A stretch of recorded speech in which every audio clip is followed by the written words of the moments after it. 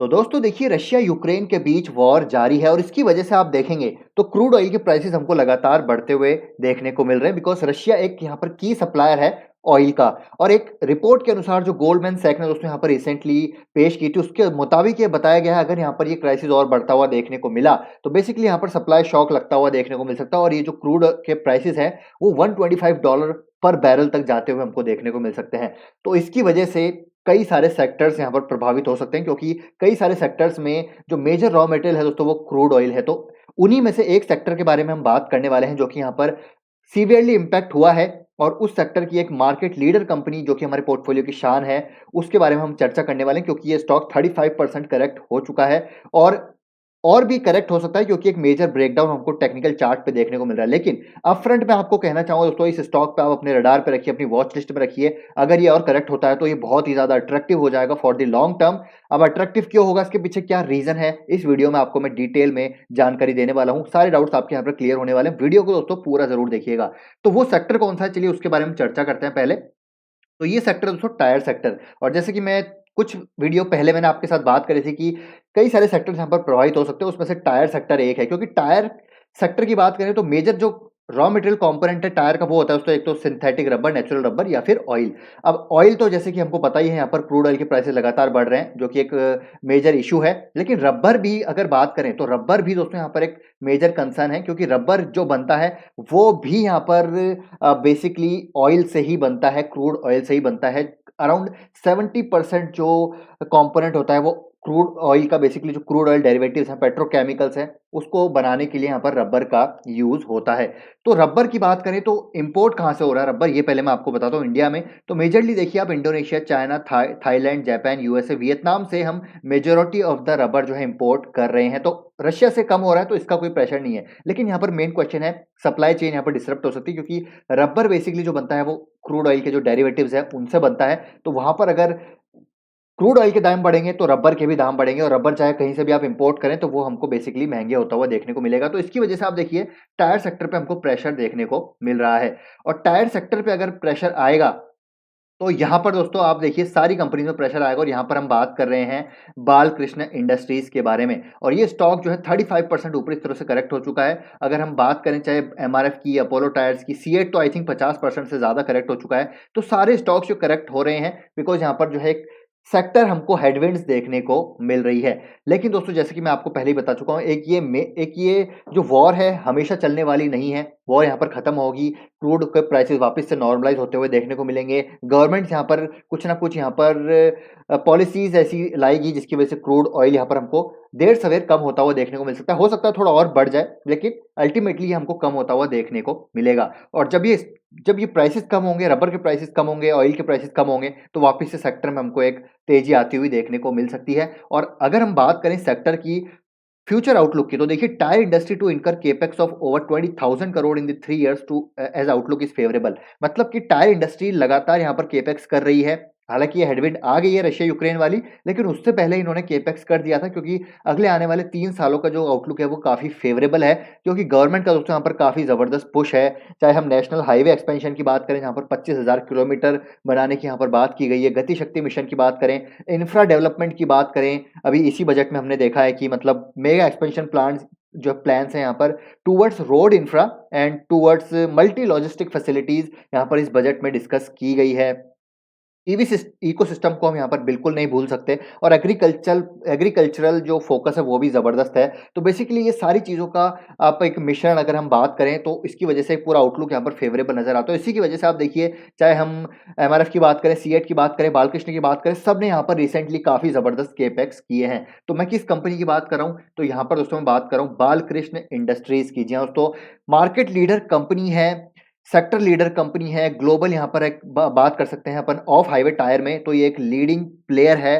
गजब का इसके पास लो कॉस्ट यहाँ पर प्रोड्यूसर है, एडवांटेज है। तो आप देख सकते हो दोस्तों, leading of highway tyre exporter, wide and comprehensive product portfolio. SKUs आप देखिए इनके 2700 से ज्यादा एसकेयूज हैं। ज़बरदस्त इनके पास एक अंडरस्टैंडिंग है इस सेक्टर की, मैनेजमेंट काफ़ी ज़बरदस्त है, कैपेसिटीज़ अभी हम थोड़ी देर में यहाँ पर कैपेसिटीज़ और कैपेक्स की बात भी करेंगे। ग्लोबल रीच आप देख सकते हैं 160 देशों से ज़्यादा में इनका डिस्ट्रीब्यूशन नेटवर्क है, America, Europe, India and rest of the world. और जो इनकी मैन्युफैक्चरिंग फैसिलिटीज़ है वो इंडिया में है, तो इनको लेबर कॉस्ट काफ़ी कम पड़ती है, जिसकी वजह से जो इनकी कॉस्ट है वो भी काफ़ी कम रहती है और इनके मार्जिन दोस्तों यहाँ पर इंक्रीज़ होते हुए देखने को मिल सकते हैं और लगातार ये कंपनी ग्लोबल मार्केट शेयर लगातार अपना बढ़ा रही है। ओईएम प्रेजेंस इनकी ज़बरदस्त है, स्ट्रॉन्ग पार्टनरशिप है, इनकी क्लाइंट्स की लिस्ट मैं भी आपको थोड़ी देर में बताऊँगा और मैनेजमेंट की जैसे हमने बात करी, काफ़ी ज़बरदस्त मैनेजमेंट है। चलिए मैं आपको यहाँ पर क्लाइंट लिस्ट बताता हूँ इनकी। देखिए क्या गज़ब की यहाँ पर क्लाइंट लिस्ट है। देखिए, केस हॉलैंड एक बहुत ज़बरदस्त दोस्तों ये जितने भी कमर्शियल ओईएम्स हैं, दिग्गज हैं ये सारे, न्यू हॉलैंड की बात करें, जॉन डियर की बात करें, क्लास की बात करें या फिर ग्रीव्स, कैट, टैफे, टेरेक्स, फरारी, हैम, गोल्डोनी, ठीक है? ये सारे जितने भी बड़े नाम आप देख पा रहे हैं, ये सारे इनके कस्टमर्स हैं। कई सारे इनके पास ब्रांड आप कह सकते हैं कि एंडोर्समेंट है इनके पास, ब्रांड स्पॉन्सरशिप ये करते हैं। बी चाहे हम बात करें प्रीमियर प्रीमियर लीग्स की, चाहे हम क्रिकेट की बात करें, आईपीएल की बात करें, सारे आप देखेंगे आपको कहीं न कहीं बीकेटी की जो ब्रांड इक्विटी है, वहाँ पर आपको देखने को मिलेगी कितनी ज़बरदस्त है। तो ये होगी क्लाइंट्स की बात। अब किस-किस इंडस्ट्री को ये कैटर कर रहा है, ये भी मैं आपको बताता हूँ देखिए। तो यहाँ पर देखिए diversified product portfolio spread across agriculture industry, industrial construction, earth moving, mining, port, lawn, garden and ATV tyres. Debt free company है, सेल्फ रिलायंट इन कार्बन, तो कार्बन ब्लैक में इन्होंने रिसेंटली काफ़ी ज़बरदस्त केपेक्स किया है। कार्बन ब्लैक की बात करें तो सबसे ज़्यादा दोस्तों कैपेसिटी जो है अभी इंडिया में वो फिलिप्स कार्बन की है। लेकिन बालकृष्ण इंडस्ट्रीज़ एक टायर मैन्युफैक्चरर होने के बावजूद कार्बन ब्लैक की जो इनकी कैपेसिटीज़ है दोस्तों टॉप टियर में आती है, मतलब फिलिप्स कार्बन हो गया, बालकृष्ण इंडस्ट्रीज़ हो गया। तो यहाँ पर आप कह सकते हैं कि बैकवर्ड इंटीग्रेशन ज़बरदस्त है, जिसकी वजह से भी अगेन यहाँ पर इनकी कॉस्ट यहाँ पर काफ़ी हमको मैनेजेबल देखने को मिलती है। कॉस्ट यहाँ पर इनकी काफ़ी अट्रैक्टिव, मतलब लोवेस्ट कॉस्ट प्रोड्यूसर इसीलिए बन पाते हैं क्योंकि ये काफ़ी बैकवर्ड इंटीग्रेटेड भी हैं। कैपेक्स की बात करते हैं, न्यू कैपेक्स प्लांट। कैपेक्स देखिए कितने ज़बरदस्त इन्होंने रिसेंटली यहाँ पर किए हैं।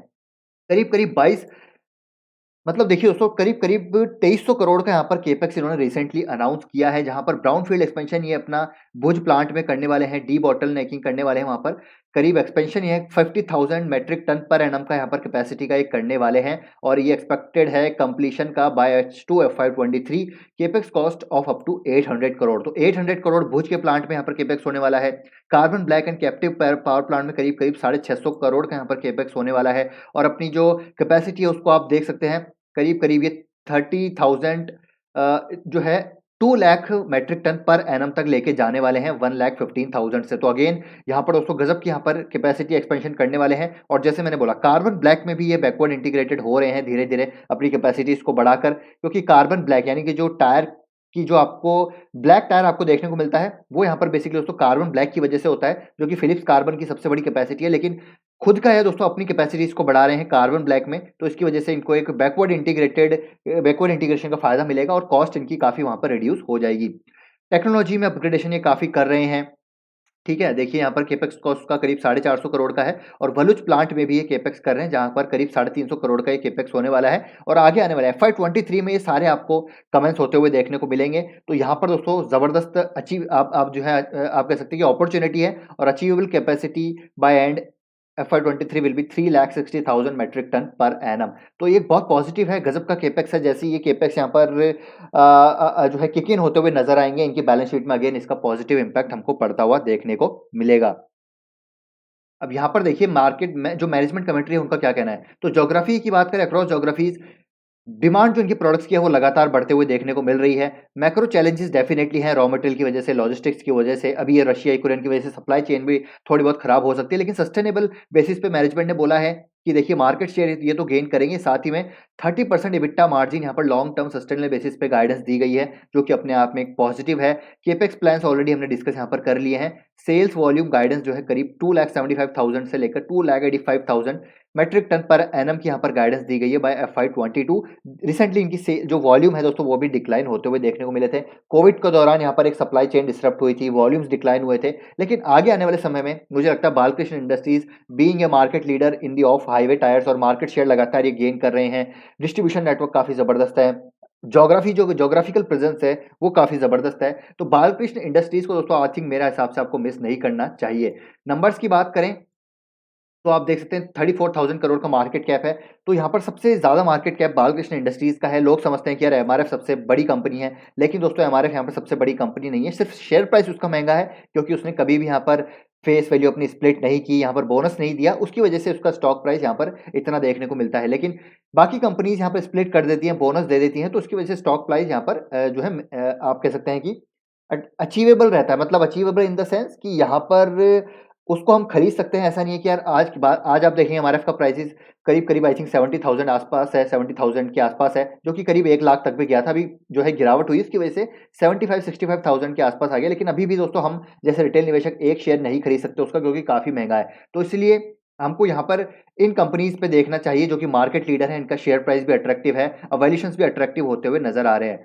तो ये तो थोड़ी-सी इतना मैटर नहीं करता ये चीज़ें, लेकिन हमको फंडामेंटल्स देखने चाहिए, हमको कंपनी का मैनेजमेंट देखना चाहिए, कंपनी के जो सेक्टर ग्रोथ देखनी चाहिए और यहाँ पर कंपनी की जो एग्ज़ीक्यूशन कैपेबिलिटीज़ है उनको देखना चाहिए। तो आप देखिए रिटर्न रेशियोज़ के मामले में आपको ये सबसे बेहतर कंपनी नज़र आएगी। मार्केट कैप 34,000 करोड़ का है, लेकिन पोटेंशियल काफ़ी ज़्यादा है इसका। करंट प्राइस अभी ये है। डेट टू इक्विटी बिल्कुल डेट फ्री मैनेजेबल डेट है, ठीक है? वर्चुअली डेट फ्री कंपनी है, प्लेजिंग बिल्कुल नहीं है। रिटर्न आप देख सकते हैं 5 साल, 10 साल, 3 साल के ज़बरदस्त आपको हाई 20s में, 30s में देखने को मिल जाएँगे। अब यहाँ पर प्रॉफिट एंड लॉस की बात करें तो लगातार आपको सेल्स बढ़ती हुई देखने को मिलेगी, प्रॉफिट मार्जिन्स इनके लगातार आपको बढ़ते हुए देखने को मिलेंगे, ठीक है? नेट प्रॉफिट आपको लगातार बढ़ते हुए देखने को मिलेंगे। इस क्वार्टर में इनके मार्जिन्स काफ़ी डिक्लाइन हुए थे, लेकिन अभी आप देखिए एक लोवेस्ट मार्जिन के आसपास अपनी कंपनी काम कर रही है, क्योंकि काफ़ी ज़्यादा यहाँ पर प्रेशर है इंडस्ट्री में। अगर हम बात करें तो अब जैसे ही दोस्तों इंडस्ट्री रिवाइव होगी, आपको बालकृष्ण इंडस्ट्री का स्टॉक भी और यहाँ पर मार्जिन्स भी रिवाइव होते हुए नज़र आएँगे। प्रमोटर आप देखिए 58.29 है, एफआईएस के पास 15% है, डीआईएस के पास ऑलमोस्ट अराउंड 11 टू 12% है, पब्लिक के पास भी 15% के आसपास है। तो शेयर होल्डिंग आप देखेंगे तो स्ट्रॉन्ग शेयर होल्डिंग पैटर्न भी हमको यहाँ पर देखने को मिलता है। टेक्निकल चार्ट पे चलते हैं, बाकी नंबर्स तो आप दोस्तों खुद और डीप करेंगे तो आपको और यहाँ पर समझ आएगा कितनी ज़बरदस्त ये कंपनी नज़र आती है। स्टॉक के प्राइस में 35% करेक्शन है, हो सकता है और गिर जाए। जैसे मैंने बोला क्रूड के दाम बढ़ेंगे तो ये सेक्टर में और प्रेशर आएगा।